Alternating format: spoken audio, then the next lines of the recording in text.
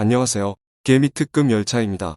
오늘은 수소차, 그 중에서 핵심 소재를 다루는 기업에 대해 알아보겠습니다. 먼저 오늘의 시황입니다.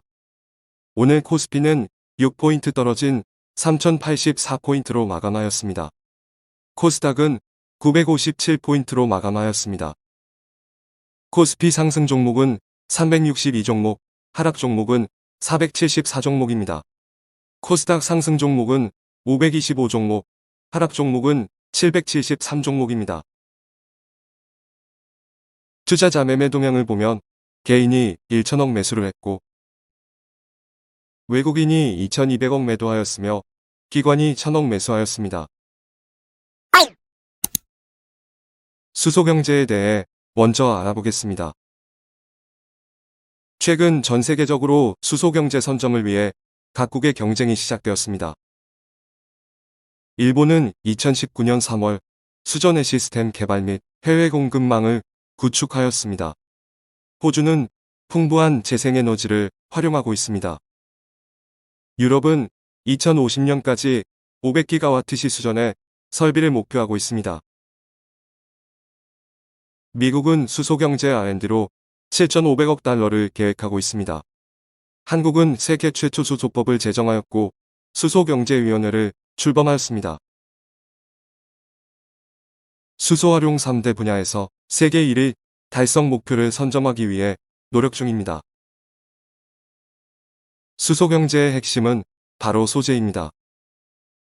전기차의 소재에는 양극재, 음극재, 전해질, 첨가제 등 너무 다양하고 기업도 많습니다. 하지만 수소차의 핵심 소재는 탄소섬유와 멤브레인 두 가지입니다. 탄소섬유는 충전소용 압력용기, 자동차의 압력 탱크 및 GDL, 수소 이동수단인 튜브 트레일러에 사용됩니다. 진입 장벽이 대단히 높습니다. 멤브레인 소재입니다.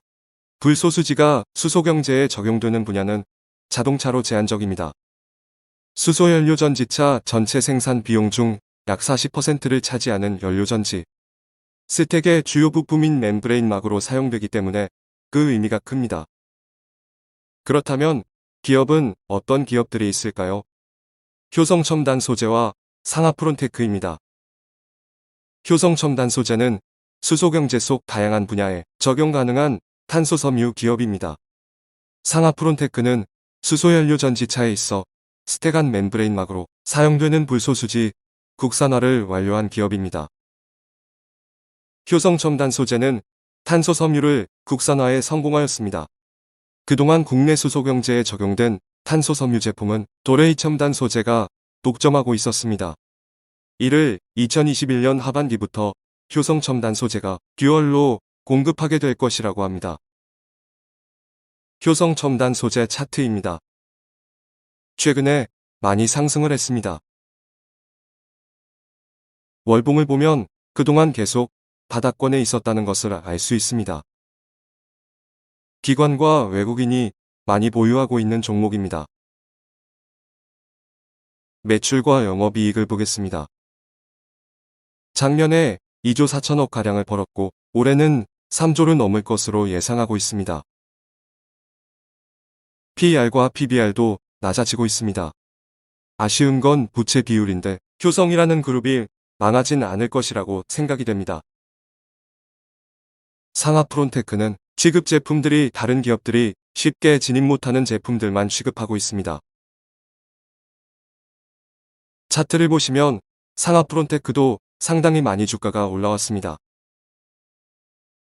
주봉을 봐도 최근에 많이 올라온 것을 볼 수 있습니다. 역시 외국인과 기관의 수급이 좋은 종목입니다. 상하프론테크의 매출과 영업이익입니다.